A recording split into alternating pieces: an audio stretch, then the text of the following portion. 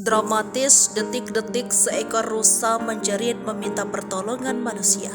Sebuah video viral di media sosial usai merekam detik-detik dramatis. Terlihat dalam video tersebut tampak seekor rusa tengah tertatih di sekitar hutan bakau.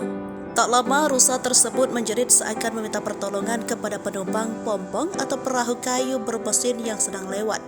Rupanya, rusa tersebut tengah dikejar-kejar dan terpojok oleh gerombolan anjing liar.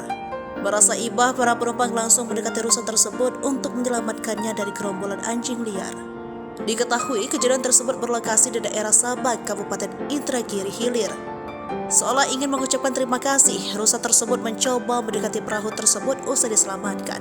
Menanggapi video penyelamatan rusa itu, Kepala Bidang Teknis Balai Besar Konservasi Sumber Daya Alam, Riau Ujang Holisudin, dikonfirmasi menyebut sudah melihat video tersebut.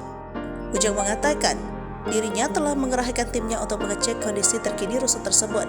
Menanggapi video tersebut, para penumpang perahu tersebut mendapat komentar positif dari warganet.